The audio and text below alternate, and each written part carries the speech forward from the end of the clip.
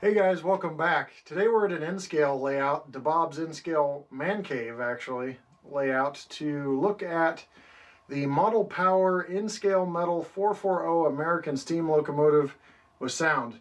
Now, this is a very nice full metal locomotive, and the MSRP is $339.98, but there's discounts obviously out there at brick and mortar hobby shops and online retailers that can bring this locomotive down significantly in price.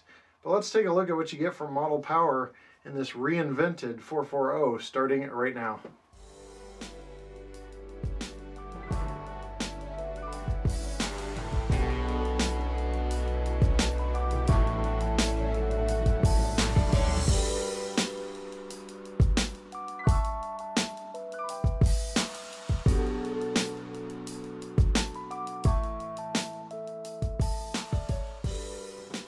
Alright, let's unbox this for the first time. Model Power and MRC box. Logos on the box. Here's some of the features that you can see here, and we'll talk about a lot of those.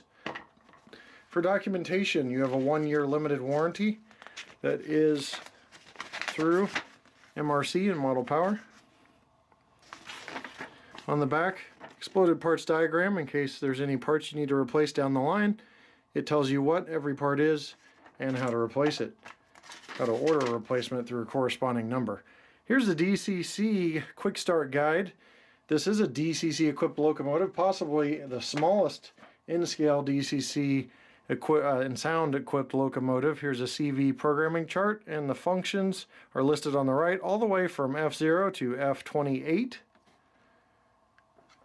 And then the actual locomotive itself in the box here, surrounded by foam. Tender's already attached, wrapped in plastic.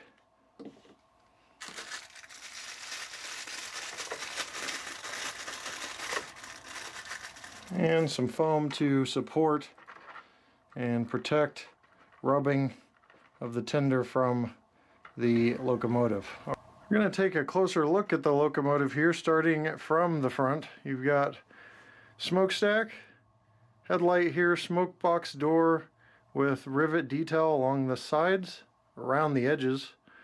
You've got a front platform with a coupler with a magnetic trip pin, stairs. You've got grab irons that run up the side. You have the cylinders and the side rods going to the drive wheels here.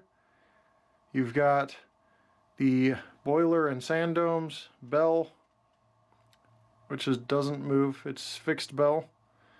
You've got whistle and roof hatch detail, roof rivet detail, rivets around the cab.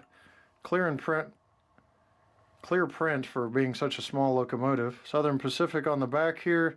Water hatch for the tender. Got the tender trucks. Already everything is hooked up and ready to go on the locomotive. And again, like we mentioned earlier, it is metal. On the back of the tender, you've got a crew access ladder.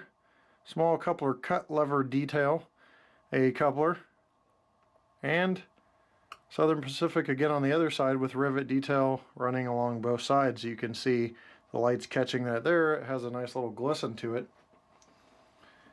On the other side, more of the same, a little different plumbing on the side of the locomotive, molded into the body there. And some boiler backhead detail back in the cab. That'll about round out the details of this locomotive. Let's check out some operation. So I've killed the lights so you can see the headlight. It is a golden white LED headlight, so you don't have to worry about burnout or anything like that. And it's very nice looking. It doesn't look too blue or flat white like a lot of LED problems that you see out there with the blue and white LEDs. This is a nice golden yellow LED headlight. So this thing is just loaded with sound, and we're going to go through a few of them, but before I do, I want to talk about the pickup that kind of helps smoothness of operation, helps keep things from being interrupted, power from being interrupted, because they've got an axle pin pickup in the tender, and they have an improved driver wiper pickups in the actual locomotive, and they actually put some extra weight in the tender too. All of this helps give it pulling power and helps it be a smoother locomotive. Keeps that DCC signal strong so that you can have sounds without interruption. All right, we're going to go through some sounds starting with F1, the bell. Okay, now F2, the whistle. F3, long air release.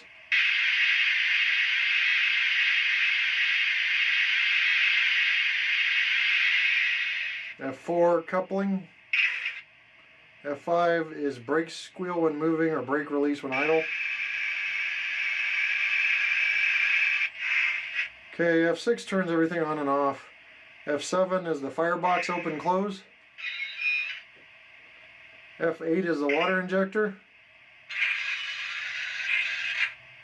F9 is the metal crank sound when moving or steam associated sound when idle. F10 is water filling.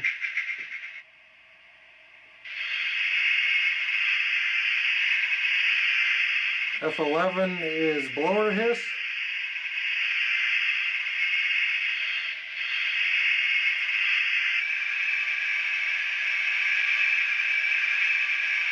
Now F12 turns all sounds on and off. F13 reduces the volume by 2. F14 increases the volume by 2. 15's flange noise. 16's shoveling. 17's auger. 18's you can select 7 different types of bells. 19 is selecting 17 different types of whistles. 20 is the air hose filing. 21 is flange noise. 22 is associated loco sounds. 23 is flange noise. 24 is chuff type select. 25 is long air release. 26 is sand dropping. And 27 and 28 are different sounds as well. So there's 28 different functions on this decoder. We don't have time to cover them all, but that shows you the first over 10 sounds listed there. There's also CVs that you can change to change the locomotive to your desires, but we're going to go ahead and move this starting at slow speeds and see it in operation here. So we're going to go ahead and move this thing at slow speeds forward and backwards. We're going to start at 28 speed step setting, and it starts moving at about 3 with the current start voltage CVs program. So we'll start out at 3 speed steps, and I'll call it out as we increase.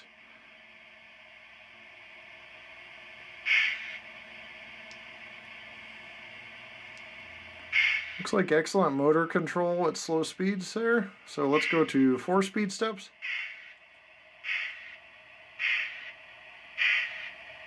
And 5.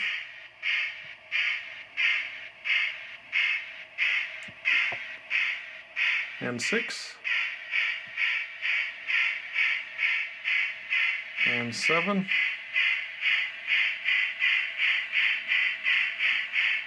And 8. 9. And 10. Alright, now we're going to go into reverse. We'll start at 1 speed or 3 speed steps. Go to 4.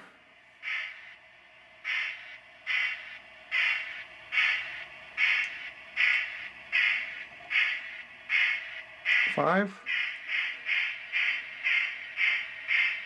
6. 7.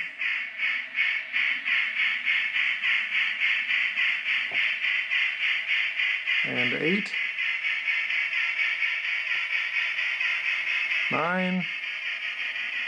And 10. All right.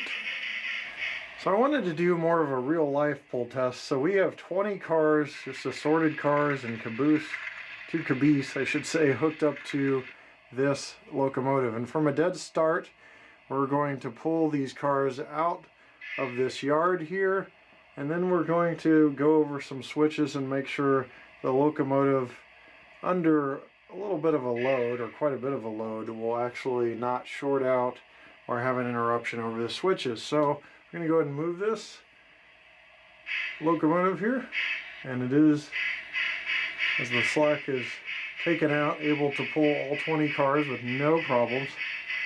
Probably thanks to that metal design and the extra weight in the tender. And we're beginning to enter the switches here.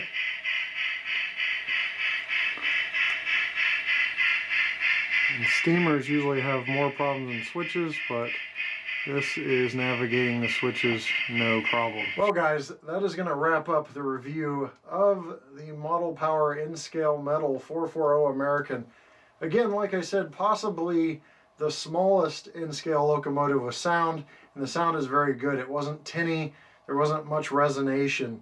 That 5-pole motor with the brass flywheel is really excellent, and I think that contributed to the smooth operation of the locomotive. It was able to pull quite a bit because it's got factory installed traction tires. I don't know if I would normally pull that many cars with this, but it was able to handle it.